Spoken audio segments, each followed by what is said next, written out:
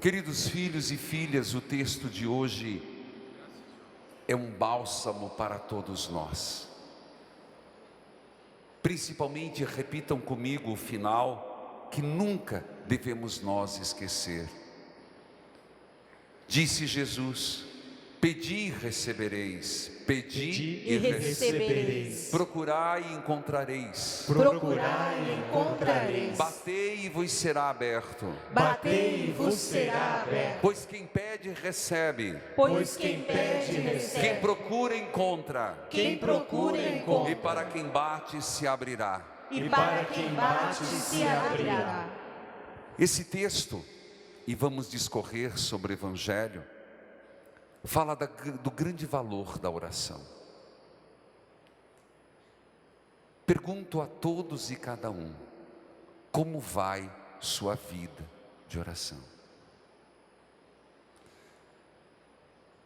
Semana passada eu dizia qual o teu horário de oração, uma coisa muito clara, pontual. Hoje o Evangelho reforça mais e mais algo que eu e você devemos ter claro: que Deus quer nos dar as graças. A oração não é contrariar a vontade de Deus. Existe no coração de Deus uma disposição em nos ajudar, em nos favorecer. Só tem algo que Deus não poderá fazer, algo que talvez eu e você possamos pedir, que vá contra a nossa salvação. Eu repito, porque se hoje a matéria é a vida de oração, e parto do princípio que cristão que não reza não é cristão, não é cristão. Não falei só católico, cristão. Ninguém pode se dizer discípulo de Jesus se não cultivar uma vida de oração. Além da missa dominical, que é obrigação, eu estou falando diariamente, uma vida de oração. Não por acaso, todos os dias eu estou no rádio. A obra, esse ano faz 14 anos, e eu estou mais no rádio que a própria obra, falando, rezando, pedindo, explicando a leitura.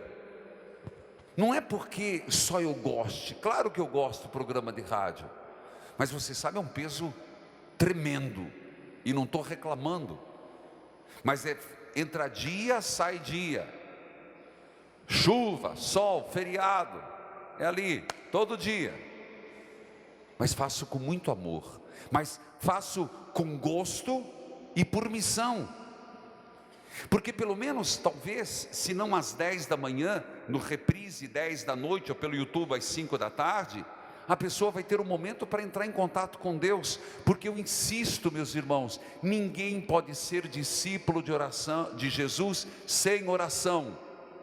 Então, se eu perguntava qual o teu horário de oração, agora quero dizer: você é uma pessoa de oração? Você faz tempo, eu já rezei mais, padre. Comece de novo. Então, para aqueles que estão com dificuldade na oração, o que eu faço, padre, se eu estou com dificuldade? Uso o exemplo de Santa Teresa d'Ávila: comece de novo, comece do zero. Mas eu rezava melhor, rezava um terço. Então hoje reze uma Ave Maria, amanhã 2 Ave Maria, depois 3 Ave Marias, e volte a rezar o terço. Deus está disposto a nos ajudar, mas Deus é Pai, Deus é bondoso, e por ser bondoso e querer para a nossa salvação, se um pedido meu ou seu for contra a natureza de Deus, ou contra algo que vai ferir e vai colocar em risco a minha salvação, Deus não nos dará. Então é motivo de eu e você nos perguntarmos: será que aquilo que eu tanto pedi, Deus não me deu, por quê?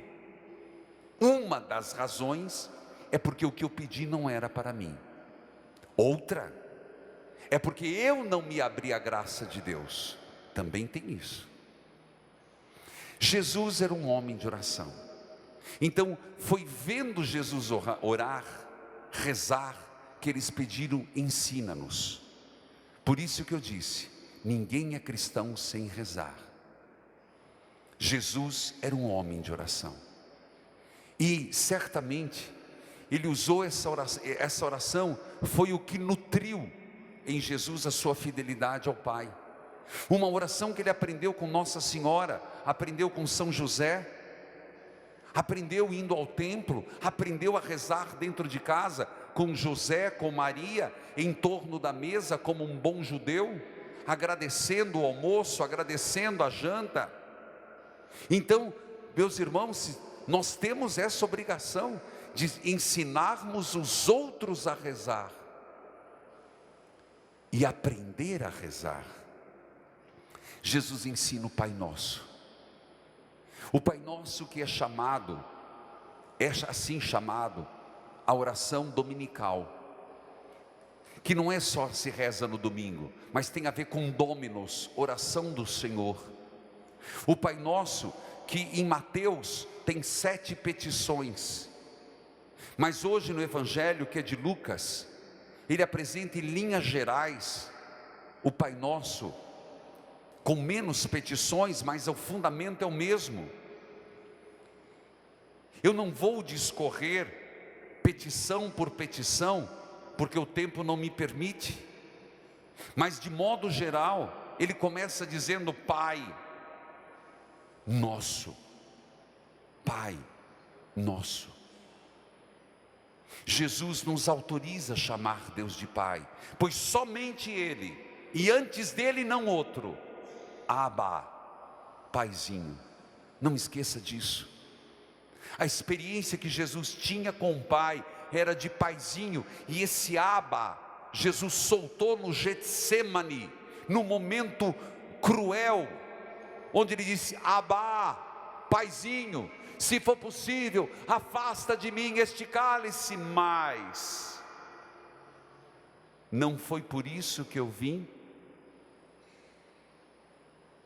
Como posso não querer beber?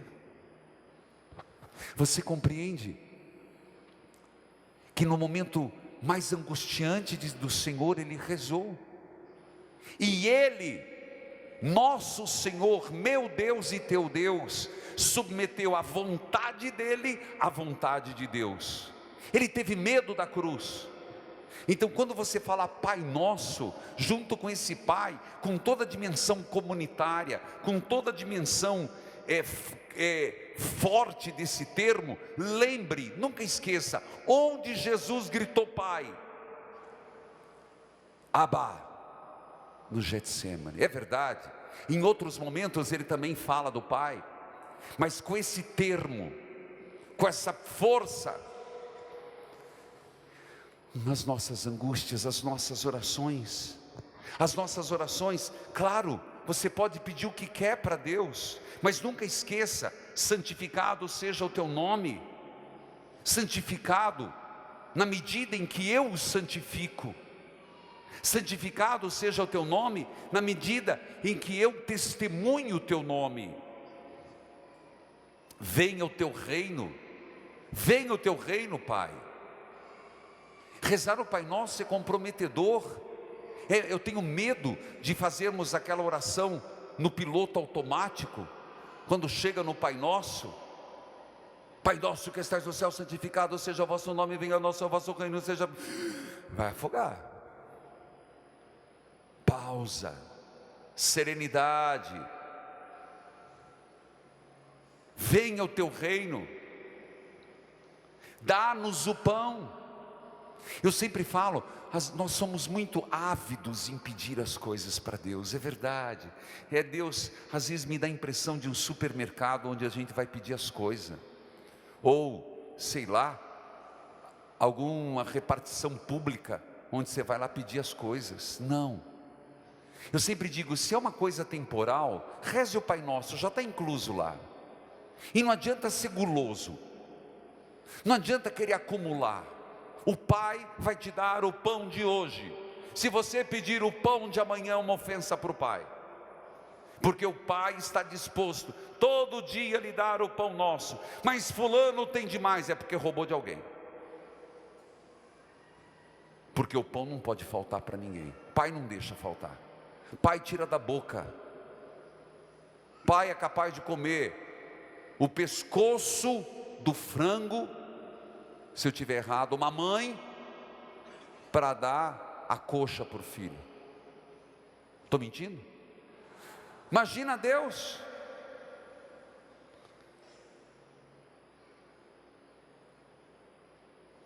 Perdoa-nos as nossas ofensas. E aqui começa um problema. Pai, perdoa-nos. E Deus vai dizer: eu te perdoo. O Senhor vai dizer, isso é oração. Você entende que a oração compromete? Perdoai-nos, Senhor, como eu perdoo. Deus vai falar: é melhor não escutar isso. Com tanta mágoa no teu coração, meu filho, com tanta raiva, com tanta palavra suja, com tanto desejo de vingança, como é que você me pede perdão? Se você não está disposto a perdoar o outro.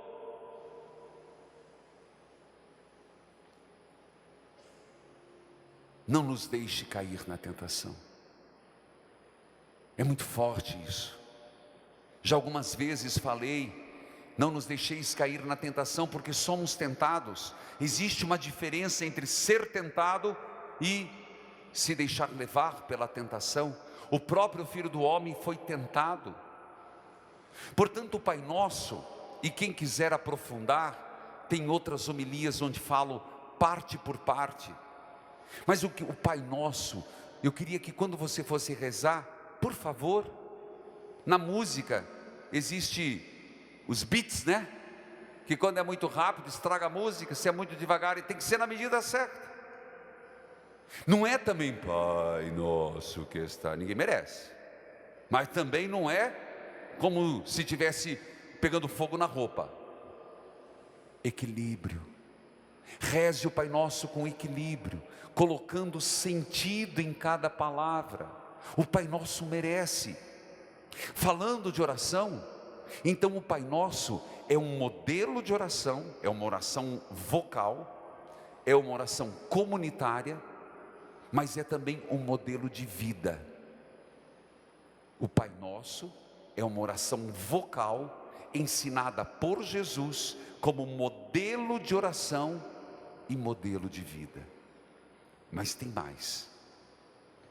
É impressionante que nosso Senhor está falando de oração. E aí, depois de ele ensinar o Pai Nosso, ele vai dizer que é preciso persistência. Meus irmãos, persistam. Eu gosto de ensinar, porque isso a partir da minha vida e da vida dos santos. Só pare de rezar naquela intenção, quando puder dizer: obrigado, Senhor, pela graça recebida. Mas aí você vai dizer: mas o senhor entrou em contradição? Não. Porque quando você no discernimento perceber que aquela graça não foi dada, você também tem que dizer: obrigado, Senhor, pela graça recebida, a não recebida. Eu posso partilhar com vocês que na minha vida, quantas vezes eu pedi coisas para Deus, que depois de algum tempo, eu confesso que na hora, eu até falei: meu Deus, mas por que não me escuta, Senhor?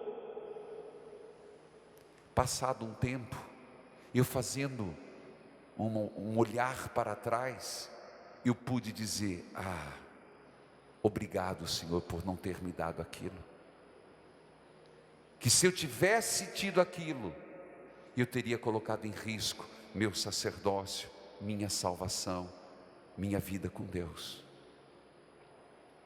Mas Padre, eu devo insistir? Devemos, meus irmãos. Persistência, impertinência. E aqui me valho da primeira leitura, que é de uma riqueza enorme, incomensurável. Abraão aqui é usado como exemplo, primeiro, de alguém que dialoga. Oração é dialogar. A quantidade da oração não é o que está em questão. Não rezeis como pagãos, disse nosso Senhor. achando que é no muito falar que Deus vos escutará. Veja como Abraão rezava. Ele falava com Deus como uma pessoa. É verdade. E olha que pessoa inoportuna. Ele faz ali uma intercessão. Mas se você lê a primeira leitura, você vai falar: que coragem de Abraão. Eu pergunto, como é que são nossas orações? Tudo bem, as orações vocais, as orações fórmulas, usam pronomes bonitos, vós, Senhor, vós sois. Mas não é assim que nós devemos rezar. Nós podemos com Deus rezar no tu, no você, porque Ele quer ser íntimo. A oração é um diálogo amoroso, segundo Santa Teresinha. E ninguém tem um diálogo amoroso. Eu nunca pensei em uma mulher ou um homem chegar para a namorada e dizer: vós sois a mais bela flor. Para com isso. Fazer-te-ei um elogio. Para quê? Quem ama fala pouco e fala do coração. Pergunto, como que é a tua oração com Deus? Não sei, padre, porque eu só vou na missa. Não sei. Meu filho, Deus não quer monólogo. Deus não quer uma lista não quer um cartão do Sodexo, não. É Sodexo, né? Parece que é isso. Deus quer diálogo amoroso. Então, mude o seu palavreado com Deus. Comece a tratá-lo como um íntimo. Mude o seu palavreado com Jesus. Eu estou dando dicas, meus irmãos, dicas que são importantes. Santa Teresinha, Santa Teresa d'Ávila, os místicos, os grandes místicos, Santo Agostinho. Essa intimidade, você, mesmo numa adoração do Santíssimo, que você vai na frente do sacrário, se coloca: Jesus, eu estou aqui, Senhor, eu preciso de você, Senhor, eu estou aqui para te adorar. Íntimo, como duas pessoas apaixonadas, dois corações apaixonados, mas com insistência, porque nosso Senhor disse: pedi e recebereis, procurai e achareis, batei e a porta vos será aberta. Não esmoreçamos na oração. Ninguém consegue ser discípulo de Jesus sem uma vida íntima de diálogo amoroso com Deus. Abraão, olha que liberdade, que ousadia, intercedeu: Senhor, se tiver 50, vai acabar com Sodoma e Gomorra? Não. Mas se tiver 45, também não. Uma cidade não era pequena. Mas se tiver 30, 20, 15, 10, às vezes nós precisamos interceder. O que é interceder, meus irmãos? É se colocar entre. É você se colocar entre Deus e a pessoa e interceder. Não é por acaso que eu falo que a obra evangelizar é preciso, dentre os 5 carismas, um dele é a intercessão. Ainda tem mais. Filho, a última parábola, Jesus nos exorta a pedir o Espírito Santo. Às vezes nós pensamos que é pedir coisas. Se falta intimidade com Deus, é falta do Espírito Santo. Se falta persistência, é ausência do Espírito Santo. Se falta fervor, ausência do Espírito Santo. Se falta o sentimento de filiação, ausência do Espírito Santo. Então, essa intimidade, Jesus diz, olha que interessante, ensina-nos a rezar. E como ele termina o texto, a perícope: quanto mais o Pai do céu lhes dará o Espírito Santo aos que o pedirem. Será que nós não entendemos que o fechamento do ensina-nos a rezar é uma afirmação? Peçam o Espírito Santo, porque com o Espírito Santo vocês vão rezar bem. Ensinai-nos, Senhor, a rezar. Amém.